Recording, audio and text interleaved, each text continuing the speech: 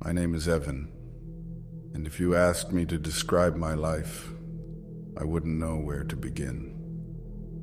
The simplest way to put it is that things turned out very differently from what I had planned. At 34, I'm a single dad who has just returned to a town I once swore I'd leave forever. I don't dislike this place, but it holds too many memories, many of them not so happy. My son Toby and I are now living in the modest home of my childhood right beside my parents' house. Toby is the one constant in my life now. At 5 years old, his boundless energy fills every room, and he is especially attached to his old, worn, stuffed clownfish, which he calls Mr. Gill because of its large, rounded fins. He carries it everywhere and often talks to it as if it were a best friend. I sometimes wish I could share that simple joy. Back in high school, everyone said I had everything under control. I earned good grades, played on the football team, and even dated Claire, the prettiest girl around. I used to think that life was a bright adventure just waiting for me. But those days are long gone. Claire passed away from illness a couple of years back, and I've been trying to find my way ever since. 6 months ago, I lost a steady warehouse job that, while not exciting, paid the bills. Then the layoffs came, and I was among the first to go. My savings disappeared quicker than I expected, and soon the bills piled up. I tried hard to keep life as normal as possible for Toby, but a smart kid like him senses when something is off. Moving back home wasn't my first choice. My relationship with my parents has always been complicated. They mean well, yet my dad's insistence that a man must always manage on his own, and my mom's constant fussing, often make me feel small. I promised myself I wouldn't drink around Toby, though once he was asleep, I'd allow myself a small glass to ease the day's stress. I hide those bottles in the garage behind a box of old tools, keeping them well out of sight. The first few weeks back were hard. The house, closed up for so long, had a stale air despite my parents' efforts to keep it clean. I spent many nights lying awake, listening to the creaks and groans of an old structure that once held my childhood dreams. Being back in my old bedroom felt strange, especially with Toby sleeping in the next room. Yet to him, the whole place was just one big adventure. In our small town, everyone seems to know everyone's business. I couldn't even go to the grocery store without running into someone who remembered me from before. They would ask the usual questions. "How have you been, Evan?" "What brings you back?" And I'd answer with a polite, "I'm doing fine, I just needed a fresh start." Their words were kind, yet I could see the sympathy in their eyes. I spent many afternoons repairing the house. The roof needed mending, the kitchen sink leaked, and the front door hung unevenly. My father would come by now and then to lend a hand or offer advice I hadn't asked for, and I usually just nodded along. It wasn't a fight, just another reminder that life here was never as simple as I'd hoped. Every morning I reminded myself that I was doing this for Toby, for his future, so he could have a better life than I did. I began scouring the town for a steady job, filling out applications at every store, hardware shop, and even at the diner where I once took Claire on dates. Opportunities were scarce, and most places told me to try again later. Waiting wasn't an option with the bills stacking up, so I started accepting odd jobs instead. A neighbor needed help with his gutters, another person had a lawn mower that wouldn't start, and someone else needed assistance moving furniture. The work wasn't constant, but it kept us going for a while. Some days I'd get a few extra hours of work. Other days, I'd worry about how to pay the next bill. The hardest part was leaving Toby behind while I worked those long hours. I hated the thought of him being alone, but my parents lived just next door, and my mom assured me she could keep an eye on him. Most afternoons, she would settle into her favorite chair, turn on a classic TV show, and soon drift off. Meanwhile, Toby would entertain himself by building towers with his blocks or drawing on scraps of paper. Every so often, he'd wander into the living room to see if Grandma was still awake. For a while, this routine seemed to work. I even found solace in fixing up the house. It gave my hands something to do and my mind something to focus on. The leaky sink, creaky floorboards, and stuck cabinet doors were constant reminders of the past needing repair. I worked quietly, letting the physical labor ease my worries. Then one morning I noticed a small, dark patch near the baseboard in the kitchen. I assumed it was from a minor leak and made a mental note to fix it over the weekend. That evening, when I returned home, the dark spot looked a bit larger. I knelt down to inspect it closely and found it wasn't damp or sticky, just a stubborn stain that seemed embedded in the paint. I grabbed a sponge and some cleaner, trying hard to scrub it away, but it wouldn't budge. I promised myself I'd deal with it when I had more time.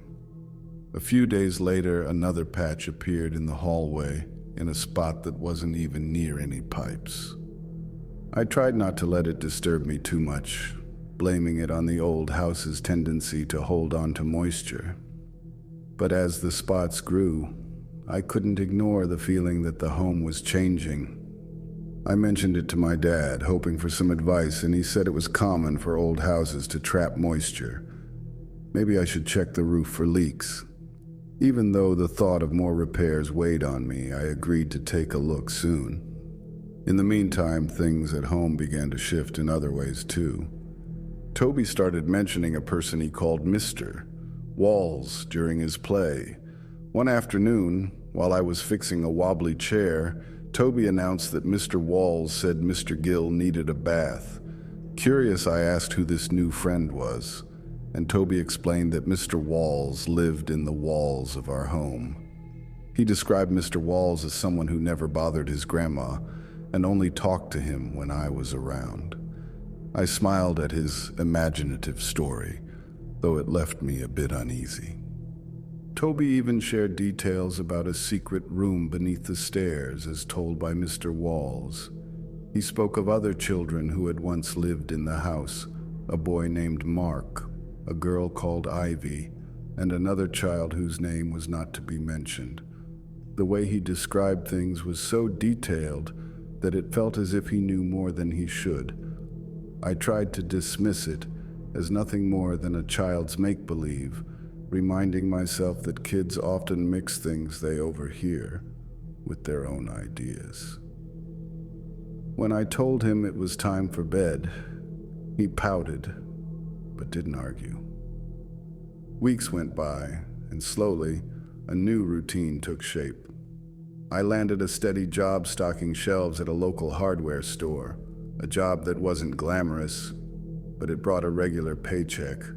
The long hours meant I was home late most nights, leaving my mom and Toby to their own little routines.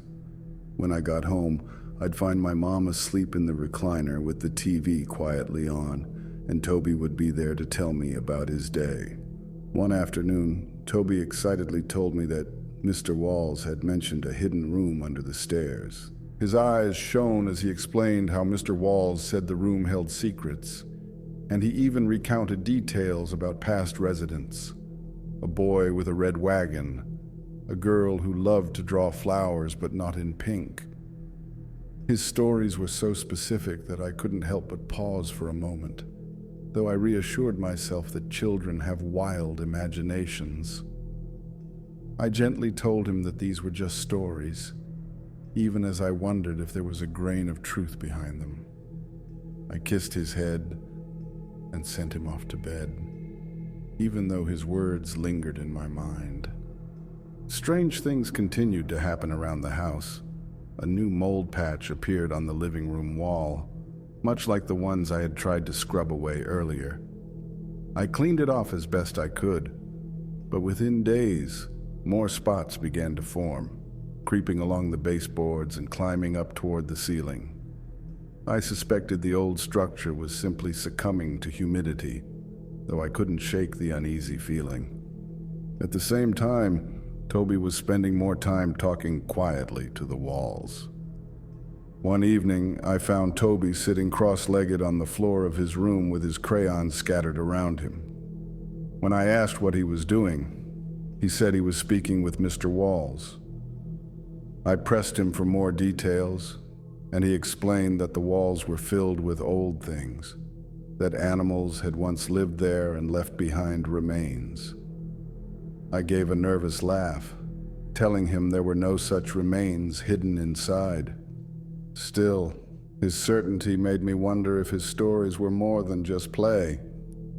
A few days later, while looking in the cabinet under the kitchen sink, I froze. Tucked in a corner behind a stack of cleaning supplies was a small pile of bleached, brittle bones. I called for Toby, and he rushed over, clutching Mr. Gill tightly. I asked if he had put them there, and he replied simply that Mr. Walls said they were no longer needed. My throat felt tight as I gathered the bones and tossed them into the garbage, telling myself they were likely from an old animal that had wandered in long ago.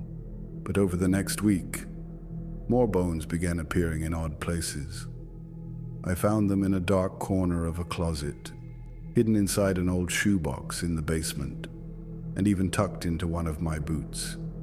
Each time I discarded them, hoping for a logical explanation. Maybe they had always been there, unnoticed until now, because the house was simply old and worn. Yet, I couldn't rid myself of the thought that something wasn't right. At the same time, the mold patches grew more persistent, spreading along the walls like dark stains that wouldn't vanish. No matter how much I scrubbed, they reappeared. One morning, I discovered that the mold had taken on the shape of a tall, thin man with arms reaching down. The outline wasn't detailed, but it was unmistakable enough to unsettle me. I tried to ignore it, planning to address it later, even as Toby's tone when speaking of Mr. Walls grew heavier. One afternoon, I found Toby sitting quietly on the floor, his crayons abandoned as if he had been drawing for a long time. When I asked him what he was doing, he said he was talking with Mr. Walls.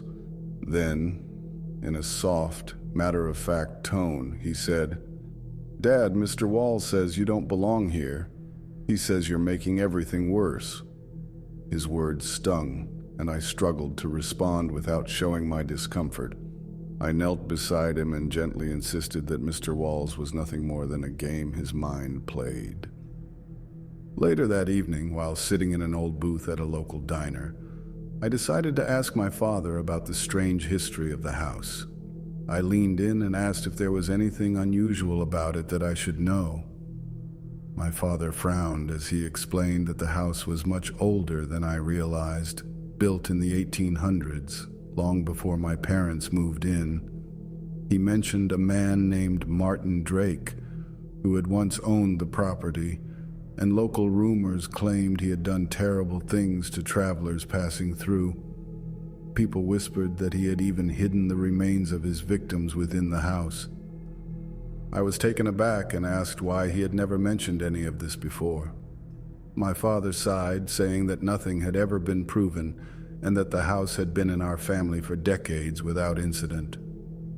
Still, his words made my skin feel uneasy as I drove home, replaying Toby's remarks and the strange signs, the spreading mold, and the hidden bones. I couldn't help but wonder if the old tales held more truth than I cared to admit. When I pulled into the driveway that night, something was off. Usually I'd see my mom through the front window, perhaps dozing in her recliner with the TV softly glowing. Instead, the window was dark and empty. I rushed inside, calling out for Toby and Mom, but received no answer. My worry deepened as I checked every room, and when I reached Toby's room, his bed was empty, and Mr. Gill lay abandoned on the floor. I tore through the house, checking every closet, room, and even the basement, but neither Toby nor my mom was there. Returning to the living room, I noticed the mold had grown larger than ever. The outline of the man was now sharp and seemed to be watching me. Frustration and fear built up inside me, and I grabbed a sledgehammer from the corner that I had been using on the porch. If the house wants to play games, then I'll play along, I thought, and I swung the tool with all my strength until the drywall crumbled into dust. Through the debris, I discovered a narrow crawl space I'd never known existed. Clutching the flashlight on my phone, I crawled into the cramped, stale space, my breathing steady despite my worry. In a dark corner, I finally saw Toby, his little face smudged with dirt, his eyes lighting up when he saw me. He scrambled toward me, throwing his arms around my neck, and I held him tightly. I told him that we needed to get out of there immediately. I carried Toby out of the crawl space, and though the mold still clung to the wall, it felt less menacing as we left. Without a second thought, I grabbed a duffel bag, stuffed it with a few changes of clothes, and packed Mr. Gill carefully inside. Toby clung to me with both arms, as if afraid to let go. I took him to a neighbor's house, a friend who could watch him for a while I called the police to report what I had seen. Then I hurried back into the house to search for my mom. I found her on the back porch where she had fallen off and injured her leg. I stayed with her until the paramedics and police arrived, recounting everything: the crawl space, the bones, the strange happenings. The police took my statement and promised to investigate further. A few weeks later, they returned to say that they had found numerous bones hidden in the crawl spaces and walls throughout the property. The detective explained that tests would be needed to determine if the remains were human or animal, but the case remained open. As months passed, life slowly began to feel normal again. I eventually saved enough to leave that unsettling house behind. I rented a modest 2-bedroom apartment in an older complex, a new start that felt fresh and hopeful. We spent several days packing up our belongings at Uncle Leo's, making sure not to leave behind any cherished items, especially Mr. Gill. Our new home was brighter, with clean walls and new carpet, and for the first time in a long while, I felt we could breathe easily. Toby quickly adapted to our new space, decorating his room with his own drawings and even hanging up a poster of sea creatures he found at a thrift store. One evening, I decided it was finally time to give Mr. Gill a proper wash. The stuffed fish looked worse for wear. Its colors faded and its fabric frayed from years of constant travel. Toby was hesitant at first, not wanting to be separated from his favorite toy, but I promised him it would come out much cleaner and last longer. We filled the kitchen sink with warm, soapy water and gently placed Mr. Gill inside. Toby climbed onto a stool beside me and carefully scrubbed the toy with a washcloth, his tongue sticking out in concentration as he worked. Suddenly, he paused and looked up at me with a soft apology. "Dad, I'm sorry for spending so much time with Mr. Walls. I know he wasn't kind to you," he said quietly. His words took me by surprise, and I reassured him that he hadn't done anything wrong and that I only wished we had left that house sooner. As we finished cleaning Mr. Gill, the atmosphere in the kitchen lightened noticeably. We rinsed and dried the toy as carefully as we could, and Toby patted it until it was only slightly damp. In that moment, watching his small hands at work, I realized just how far we had come. The memories of that old house, with its mysterious mold and hidden bones, felt like a dark chapter we were finally closing. Life now seemed to offer a fresh start and hope for better days ahead.